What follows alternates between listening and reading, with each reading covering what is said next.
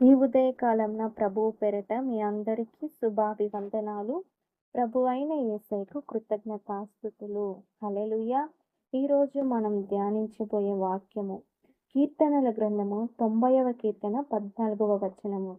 ఉదయమున నీ కృపతో మమ్మును తృప్తిపరచుము. హల్లెలూయా!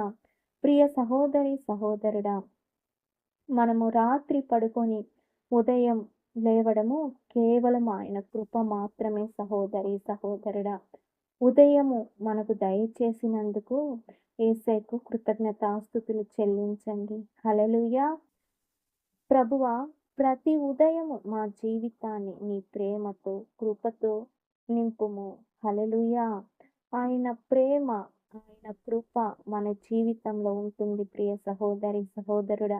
ఎవరైతే ఆయనను నమ్ముతారో వాళ్ళ జీవితాల్లో ఆయన ప్రేమతో, కృపతో వాళ్ళని నింపుతారు. హల్లెలూయా! నీ సన్నిధిలోనే నిజమైన ఆనందం. అవును ప్రియ సహోదరి, సహోదరుడా. ఆయన సన్నిధిలోనే నిజమైన ఆనందము, సంతోషము మనకు కలుగుతుందండి. శాంతి, తృప్తి కలుగుతాయి. హల్లెలూయా!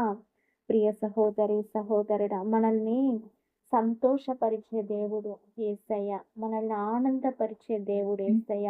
కన్నీటితో ఉంటున్నావా సహోదరి, సహోదరుడా? నీ దుఃఖము సంతోషంగా మార్చే దేవుడు యేసయ్య మాత్రమే.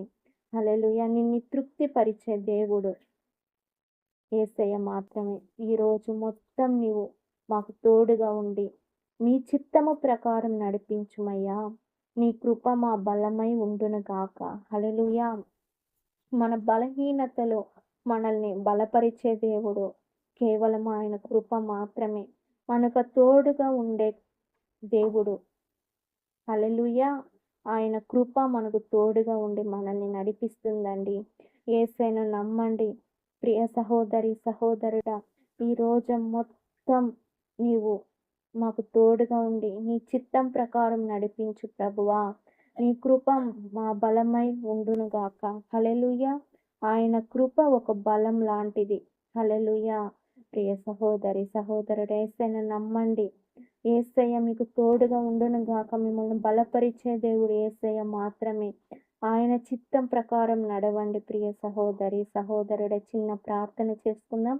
ప్రియమైన పరలోకపు తండ్రి, కొత్త ఉదయాన్ని మాకు అనుగ్రహించినందుకు నీకు కృతజ్ఞతాస్తుతులు.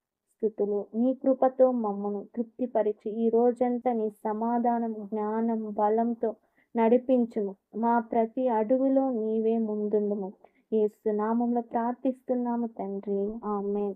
God bless you. దేవుడు మిమ్మల్ని, మీ కుటుంబాలను ఆశీర్వదించు, దీవించును గాక.